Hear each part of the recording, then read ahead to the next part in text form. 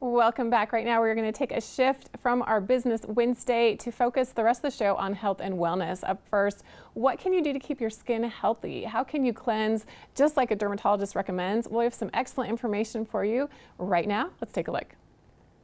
While washing your face might sound like a basic daily task, there's more to this critical skin care step than splashing water on your face each morning. Is squeaky clean a good thing? Are we using the correct formula and ingredients for our skin type?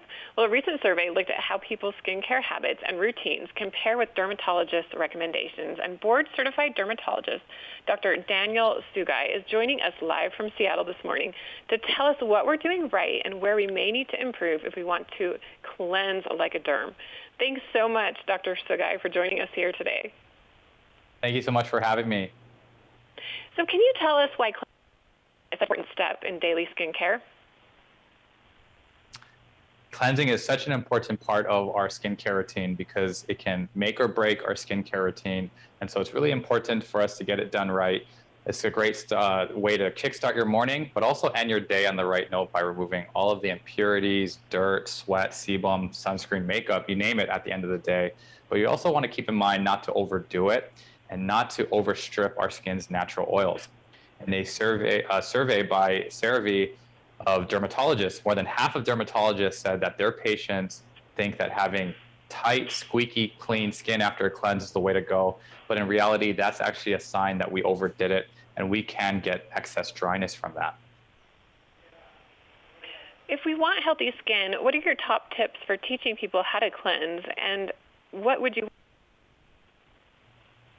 Right, for pro tips, I'd say cleansing 1 to 2 times a day with this summer heat, and also if you have oily skin, consider a morning and night cleanse.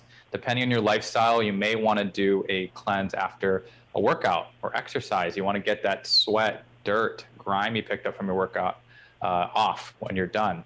Also, when you're traveling, you want to consider doing a cleanse when you get to your destination, especially if you're in a stuffy environment like the airplane, the subway.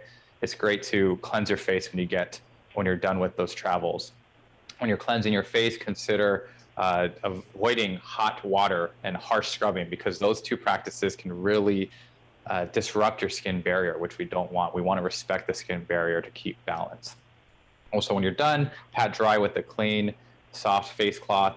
And my top pro tip would be to get a good, gentle cleanser that fits your skin type.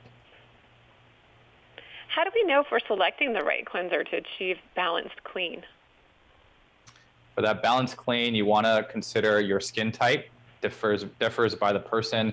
There's dry, oily, combination, normal skin types, and also the ingredients that work well for your skin type.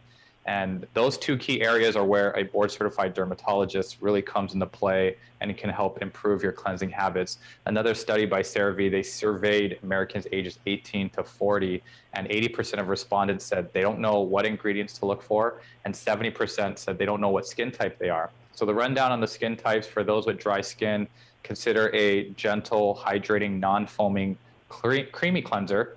If you have oily skin, a foaming formulation is great at removing excess oil. For those with combination skin like myself, I have an oily T-zone and dry cheeks. CeraVe's hydrating cream to foam cleanser is great. It has 3 essential ceramides and hyaluronic acid. Ceramides are key in repairing your skin barrier, and hyaluronic acid is great at replenishing our skin of its natural moisture. That's the stuff we want to keep in, and that gives my skin a nice balance. If you have acne-prone skin, niacinamide, salicylic acid, benzoyl peroxide are great ingredients to have in your cleansers as well. You mentioned quite a few ingredients. How do we know which of those to look for when selecting a cleanser? Right, so when I speak to my patients about cleansing, the goal is to take away the bad, all the impurities, the irritants, and keep in the good, like moisture. To do so, you have to respect the skin barrier. And the skin barrier, you have to imagine, is a wall that's protecting our skin. And a big component of it are ceramides. And ceramides I like to have in my cleansers, like I mentioned before. They are naturally found in the skin and are part of the glue that keep our skin cells together. And when it gets compromised, this wall, it can lead to excess dryness, inflammatory skin conditions that I'll have to treat. So it's really important to have a good skin barrier, and I appreciate ceramides in my cleansers a lot. And where can we go for more information? For more information on skincare and cleansers, check out CeraVe.com and check them out on social media. I'm also on social media as well. I have a YouTube channel, Dr. Daniel Sugai. Well, thank you so much, Dr. Sugai, for joining us today. I appreciate this important information about our daily skincare routine. Thanks for having me. Have a great day.